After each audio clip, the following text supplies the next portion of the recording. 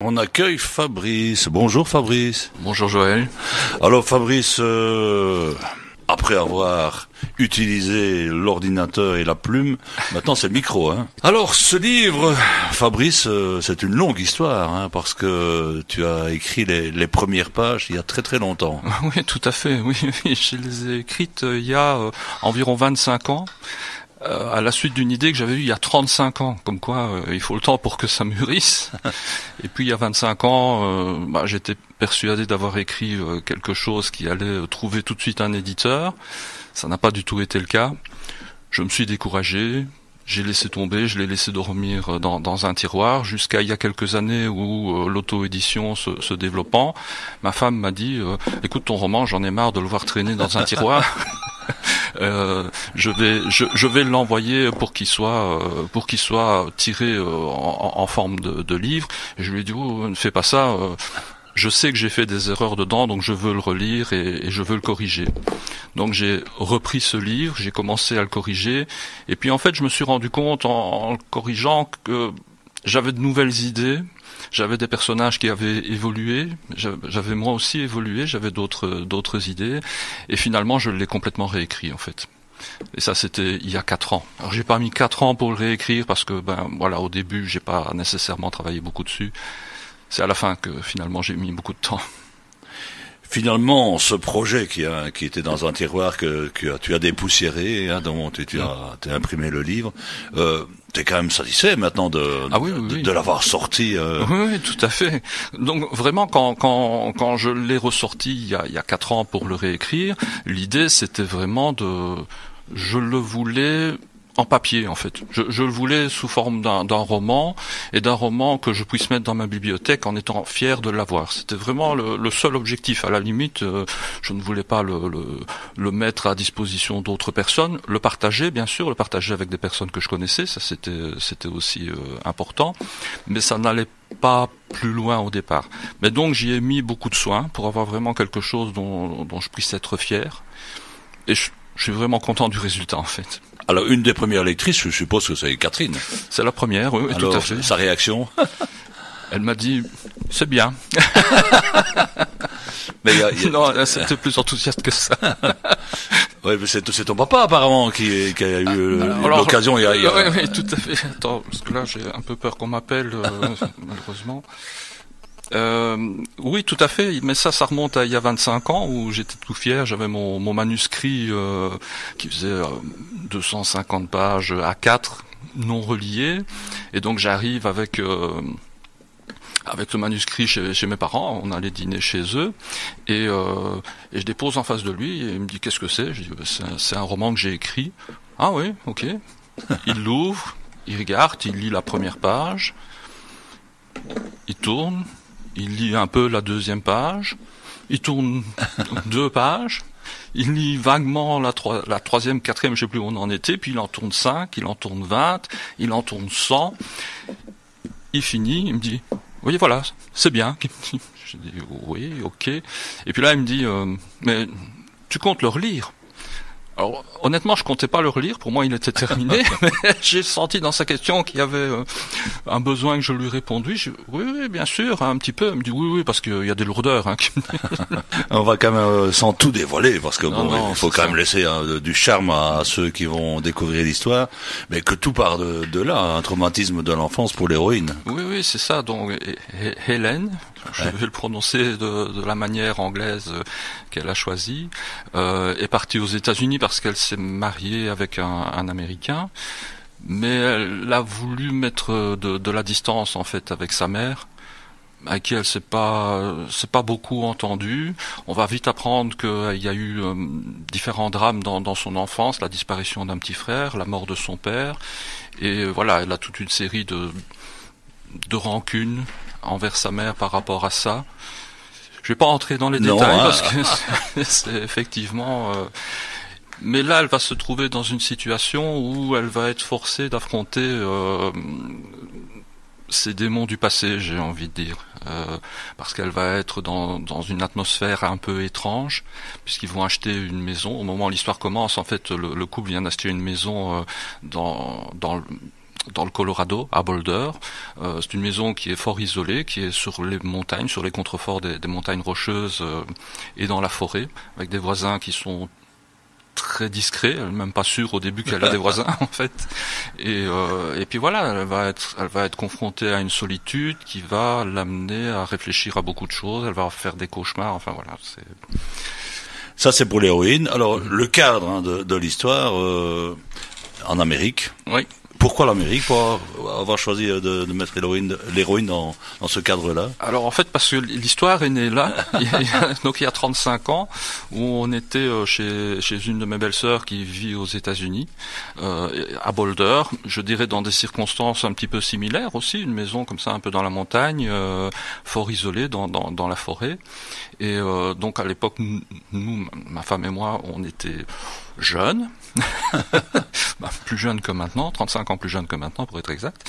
Et donc on était quand même souvent seuls parce que ma belle-sœur et son mari travaillaient, et donc on était là un peu isolés dans la maison, et donc on allait se promener dans cette forêt. On allait se promener avec 2 chiens. On était obligé de prendre 2 chiens. Elle avait 2 gros chiens qui s'appelaient Gumbo et Charlie, si je me souviens bien. Et en fait, l'idée, c'est que ces chiens-là étaient censés nous protéger des animaux sauvages qui pouvaient toujours errer dans la forêt, parce qu'ils allaient les éloigner. Et donc, à chaque fois qu'on sortait, on avait ces chiens qui nous accompagnaient. Alors, les animaux sauvages, on ne les a jamais vus. Donc, soit les chiens sont efficaces, soit les animaux sauvages ne venaient pas du tout. Mais ça donnait quand même une ambiance assez particulière, l'ambiance d'une forêt un petit peu... c'est pas silencieux, mais les sons sont étouffés, on entend des oiseaux, on n'entend rien d'autre, on n'entend pas le bruit de la civilisation. Et je trouve ça même un peu oppressant en fait, à la longue ça devenait vraiment oppressant. Et puis voilà, c'est comme ça que l'histoire est née, parce qu'un soir on a raconté des cauchemars qu'on faisait, et puis tilt... Voilà, l'idée est née très rapidement en fait, et ça s'est développé dans ma tête. Mais il a fallu 10 ans pour que je commence l'écriture, quoi. Donc ça t'a impressionné à un point tel que t'as voulu décrire un peu l'atmosphère de... Oui. J'ai essayé de la retrouver parce que parfois les souvenirs sont voilà. Mais ça m'avait vraiment marqué, et donc la forêt pour Hélène, ça va être une source de plaisir, bien sûr, c'est agréable la forêt, mais aussi une menace en fait, parce que qu'est-ce que cache la forêt? Est-ce que ça cache des créatures justement un peu mystérieuses, des animaux sauvages, ou des créatures peut-être un petit peu plus dangereuses qui l'observent peut-être? Et puis c'est un dépaysement total, hein, elle qui vient de Belgique, qui découvre cet endroit oui, tout à d'Amérique, fait. c'est tout à fait différent évidemment. Oui, elle veut être américaine, donc elle essaye de devenir américaine dans son comportement, mais elle reste malgré tout francophone. Et elle a l'illusion d'ailleurs qu'elle parle très bien anglais sans accent, alors que les gens qui la côtoient trouvent qu'elle a quand même un petit accent français, comme ils disent.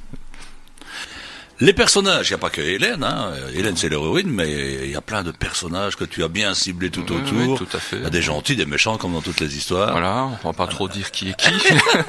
Et c'est des gens que tu as croisés aussi sur place, ou bien qui t'ont inspiré?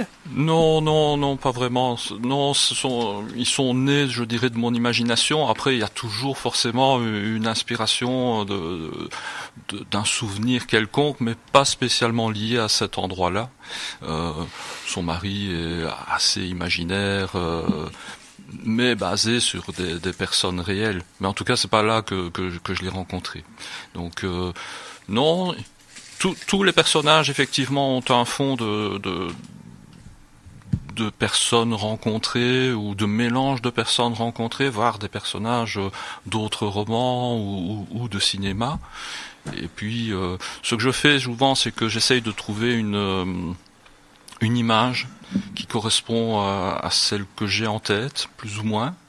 Alors c'est pas pour décrire le personnage précisément physiquement, j'essaye d'ailleurs de jamais donner de description physique trop précise, mais pour moi avoir en tête quelque chose qui puisse rester cohérent tout au long de l'histoire.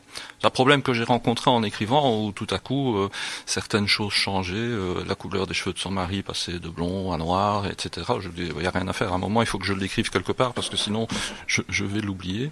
Et donc j'ai des pages comme ça où je décris Hélène, forcément, très très longuement, et alors aussi son mari Stephen, que je décris, puis les amis. Alors, moins le personnage a d'importance, évidemment, moins je décris.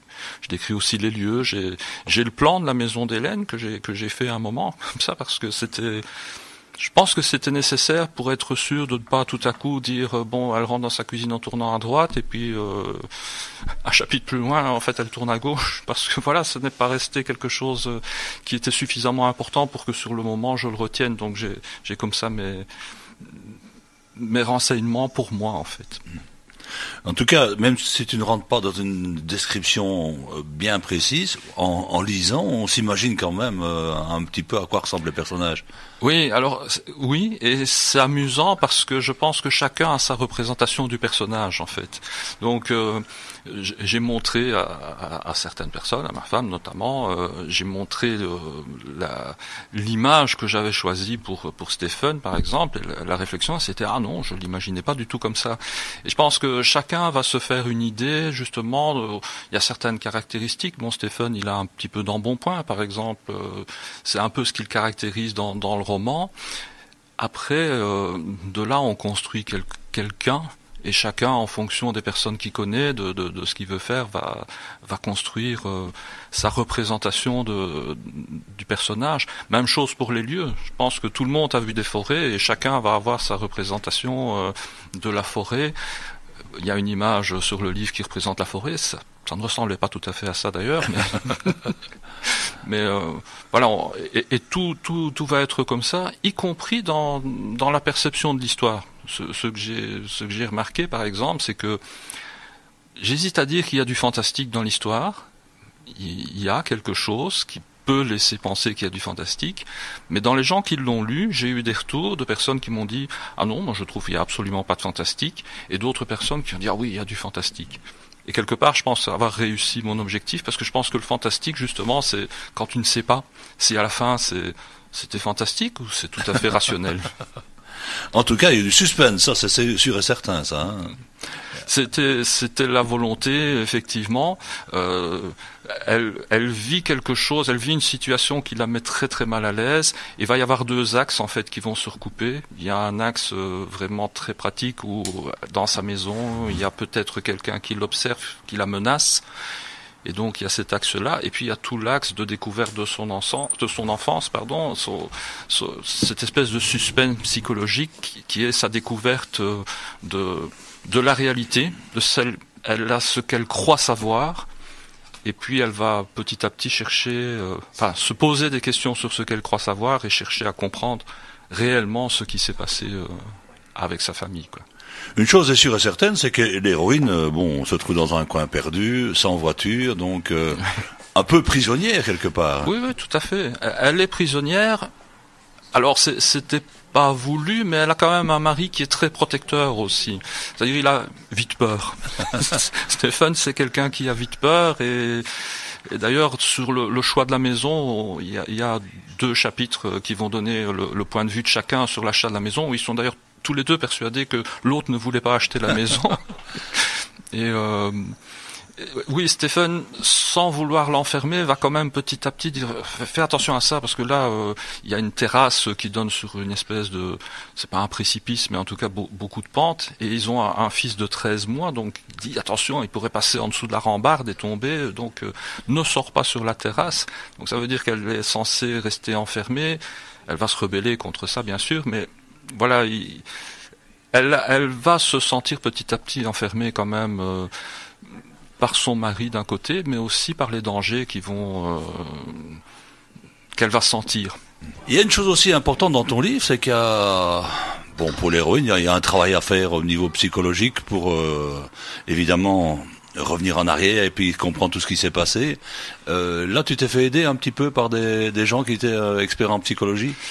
Oui, alors de fait, il y a eu toute une série d'informations que, comme je dis, en combien ça fait, en 25 ans, j'ai mûri, j'ai appris des choses, j'ai lu des choses, et j'ai eu d'ailleurs une vision totalement différente d'Hélène en le relisant au départ. C'est-à-dire qu'en le relisant, en le corrigeant, à un moment, j'ai réécrit quelque chose et il y a une scène qui se passe tout près de la chaudière.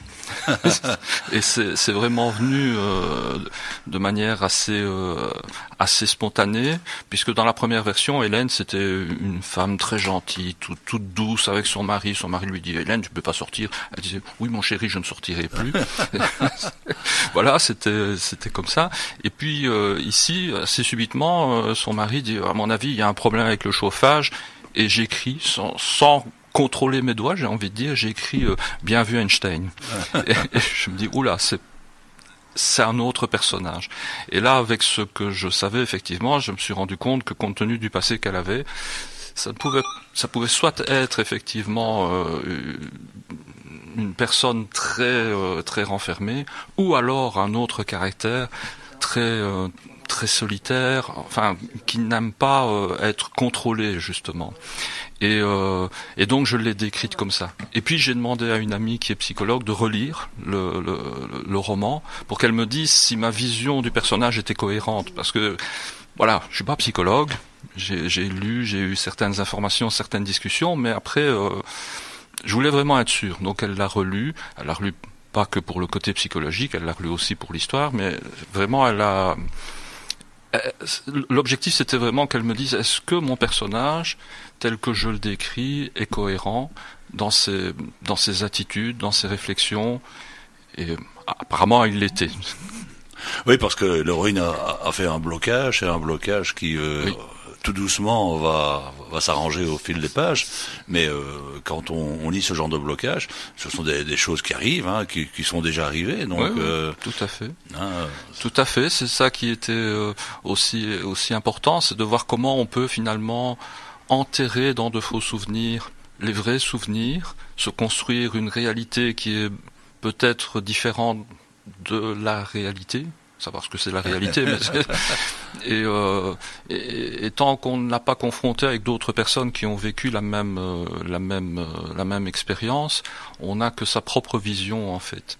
Et c'est ça que Hélène ne parle pas à sa mère, très peu. C'est pas un conflit, mais voilà, elles ne parlent pas beaucoup entre elles. Et donc, elles n'ont jamais creusé finalement cette histoire. Et c'est ce qui va se passer, en fait, au final. Donc 300 pages quand même. Hein, 300 pages, oui. Oui, Alors, bien. c'était une inconnue au final, puisque je l'ai écrit en avançant, sans savoir exactement où j'allais. Et puis, ben oui, ça donnait 309 pages même, je pense. Ouais.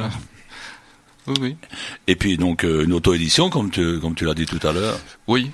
Oui, alors là, en édition, malheureusement, il y a différentes possibilités, mais disons que c'est très difficile pour quelqu'un qui écrit son premier roman d'être accepté par une maison d'édition normale. Quand je dis normale, je veux dire à compte d'éditeur, c'est-à-dire qu'il va payer finalement tous les frais. Et pour moi, comme l'objectif premier, c'était vraiment de l'avoir sous forme d'un livre et pas nécessairement de le vendre, certainement pas de gagner de l'argent avec. Oui, il faut bien dire ce qui est. L'auto-édition, ça me paraissait le meilleur choix. Surtout que je suis quelqu'un d'assez pressé. Bon, je l'ai écrit durant 4 ans, mais au-delà de ça, quand j'ai eu terminé vraiment que j'ai décidé, voilà, maintenant j'ai terminé, il fallait que je passe à autre chose et j'avais plus envie de passer des mois à envoyer à des éditeurs, à attendre un retour probablement négatif. Faut être lucide. Et donc je me suis dit non, je vais l'auto-publier. Mais maintenant je suis toujours quand même à la recherche d'un éditeur malgré tout, puisque l'auto-édition, je suis totalement propriétaire des droits. Donc s'il y avait un jour un éditeur qui l'acceptait, je peux le retirer de la vente actuelle et le mettre. Bon, ça n'avance pas beaucoup. Ah, parfois il faut du temps. Hein. Le livre est sorti quand exactement ? Fin juin. Le jour exact, je ne saurais plus te le dire, mais c'était fin juin, dans la deuxième quinzaine de juin. Effectivement, c'était un grand moment, j'ai envie de dire. Là, quand il est paru sur la plateforme d'auto-édition, qu'il était disponible à la vente et que j'ai pu signaler sur ma page Facebook, voilà, il est maintenant disponible, achetez-le. Enfin, achetez-le, vous pouvez le découvrir, achetez-le, c'était secondaire. Mais oui, c'était vraiment un grand moment. Mais le premier grand moment, c'est quand même quand je l'ai mis sur la plateforme et que j'ai tiré un premier exemplaire de ce qu'on appelle une épreuve pour pouvoir le relire mis en forme. Donc les premières personnes qui l'ont lu, lire sur 300 pages volantes, c'est pas terrible, c'est pas pratique. Je trouvais que c'était mieux de le lire avec un livre bien fait. Et donc c'est ce que je leur ai donné, c'était ce livre qui avait pas encore la bonne couverture. Hein. D'ailleurs, j'avais pas encore la vraie couverture. Je sais qu'il y avait le résumé, tout ça n'était pas fait. C'était vraiment mais j'étais déjà content. J'avais déjà le livre en main. C'était déjà grand comme. Et ça, c'était en avril, la première version. Il y a un personnage sympathique dans le livre, hein. Joe, c'est ça, hein. Oui. Au début, elle se méfie un peu, mais bon, c'est vraiment le sauveur, hein, dans le guerrier, comme tu l'appelles. Hein. Tout à fait. C'est un personnage. Alors c'est assez amusant parce que je n'ai jamais retrouvé l'origine. J'ai un souvenir d'enfant d'une série pour enfants dans lequel il y avait Joe l'Indien. Et Joe l'Indien était un méchant. Et là, dans mon livre, voilà, j'ai un autochtone qui est là et je l'ai appelé Joe. C'était tout naturel pour moi de l'appeler Joe comme ça. Premier roman, Fabrice. Oui. Est-ce qu'il y en aura d'autres? Non, ça va aller plus vite que ça. Je suis en train d'en écrire un autre qui avance bien, qui n'a absolument rien à voir avec celui-là, dans le sens où c'est pas du tout au même endroit. C'est beaucoup plus belge, c'est belgo-belge puisque ça se passe un peu dans la région ici, un peu entre Andenne, Ciné, une région un peu imaginaire. J'ai préféré ne pas mettre de vrais noms, donc j'ai créé ma petite entité avec mes petits villages et tout ça.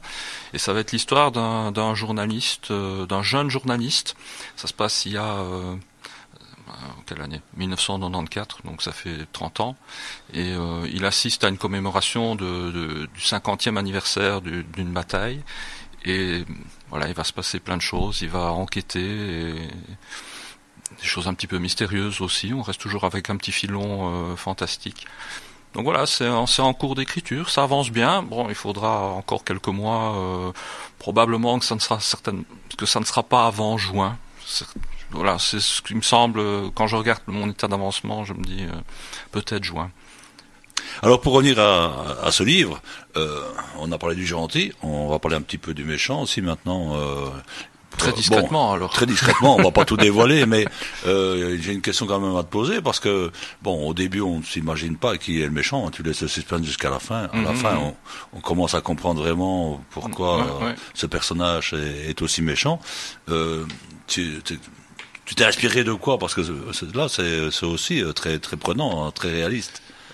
Alors, je dirais que je suis un grand amateur d'émissions policières où voilà, on a des criminels en série ou pas en série, et donc voilà, il y a une certaine inspiration qui vient de là. Maintenant, je pense que quand j'ai écrit le premier chapitre où il parle, parce que finalement il parle, j'ai laissé exprimer toute une série de choses. C'est là où finalement j'ai été le moins retenu par toute une série de choses qu'on nous apprend à l'école, ne pas parler mal, etc., faire attention de bien utiliser, de ne pas faire des ondes, de ne pas mettre des subordonnés, etc. Et là, j'ai envie de dire, je me suis lâché. Je me suis lâché dans la méchanceté. C'est pas que je sois méchant du tout, mais il fallait quelqu'un qui soit outrancier et je l'ai vraiment décrit comme ça. Et puis petit à petit, il a évolué. Et j'ai envie de dire que jusqu'à la moitié de l'histoire, peut-être les 3/4 de l'histoire, j'étais pas encore sûr de qui ça serait. C'est vraiment venu sur peut-être 3/4, là j'avais quand même une idée très précise. Et alors malheureusement, quand c'est comme ça, il faut revenir en arrière et réécrire certains passages pour la cohérence, parce que voilà, comme je ne savais pas, je l'avais peut-être pas tout à fait décrit comme quelqu'un qui... Mais c'est vrai que on sait qu'il y a un méchant assez rapidement, mais il faut attendre quand même assez longtemps dans les pages pour pouvoir savoir qui est le méchant, parce que il sort un peu de nulle part, hein, finalement. Oui, ben en fait, voilà, le méchant, est-ce que c'est quelqu'un, est-ce que c'est quelque chose, est-ce que c'est un esprit? Joe va lui raconter une légende avec. Belle légende d'ailleurs. Oui. On va pas rentrer trop dans le détail, mais quelqu'un qui marche dans la forêt, voilà.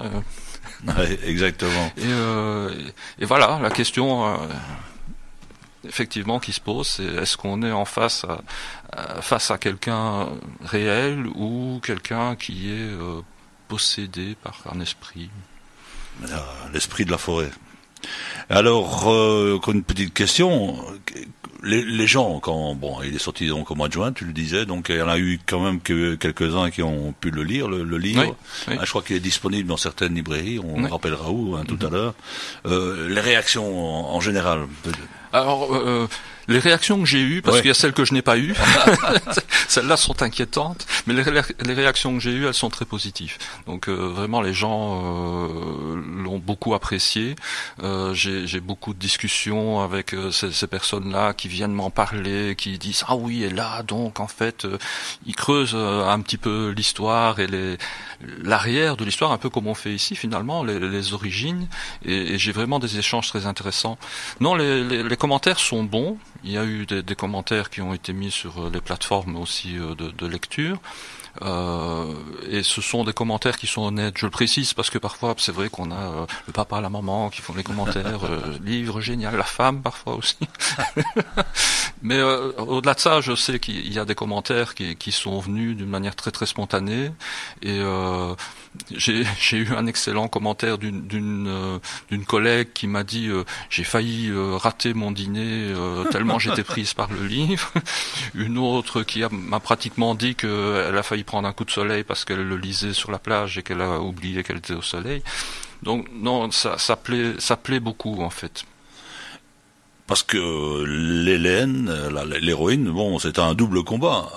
Oui. Le premier combat, c'est avec sa mémoire, ses souvenirs, elle essaye de sortir de son bien-être psychologique aussi. Ouais, tout à fait. Puis le deuxième combat avec ce méchant qui sort de nulle part. Le méchant, oui. Dans ce cadre un peu spécial. Oui, oui. Cet arbre mort, tu l'as vraiment vu quand tu es allé en Amérique Oui, alors là, c'est la trahison des souvenirs, parce que j'étais persuadé d'avoir vu cet arbre-là et même de l'avoir pris en photo. Oui. Mais quand je regarde les photos que j'ai prises, alors c'était des dias, parce que ça explique pourquoi c'est pas ça qui a été utilisé sur la couverture. En fait, c'est un mélange de deux souvenirs. Un arbre mort, effectivement, tout ce qu'il y a de plus décharné, sans ses feuilles ni rien du tout, mais pas du tout isolé, en fait, il est au milieu de la forêt. Et puis un endroit de l'autre côté de la vallée où il y avait des arbres qui étaient des sapins qui étaient devenus bruns, en fait. Mais je ne sais pas pourquoi, dans ma tête, ça s'est mélangé où il y avait une espèce de clairière dans laquelle il y avait cette silhouette menaçante, très graphique, d'un arbre totalement blanc ayant perdu son écorce, ses feuilles, etc. Et voilà, les deux sont mélangés, ce qui explique qu'au final, j'ai pas cette photo de cet arbre mort. Ce roman, où peut-on le trouver? Voilà.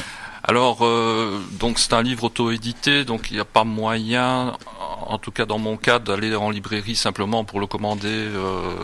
Je suis pas sur un réseau de distribution, mais il a été mis en dépôt dans différentes librairies. Donc il est à l'Ours à lunettes à Oui. Il est chez Papyrus à Namur et alors chez Autre chose à Anu. Et bien sûr, on peut le commander aussi sur Amazon.fr. J'insiste sur le .fr puisque je me suis rendu compte que Amazon.be l'avait aussi mis en vente, mais je ne sais pas comment ils font. Il est en vente à 56 € sur Amazon.be. Moi, je gagne pas plus pour autant. Donc je sais pas, ils font transiter par les États-Unis, je sais pas exactement comment ça se passe. On va essayer de trouver aussi une librairie andenne. Oui, tout à fait, on va chercher ça et j'espère que dès la semaine prochaine, il y sera aussi et je te ferai savoir à ce moment-là si... En tout cas, un livre que je vous conseille vivement. Hein. Moi, j'ai beaucoup apprécié. Donc, cette double histoire, cette histoire parallèle. Je crois que chacun y trouve son compte. Et puis, je me dis, quand on a commencé, comme tu disais tout à l'heure, on a envie de connaître la fin de l'histoire. C'est vraiment un suspense haletant.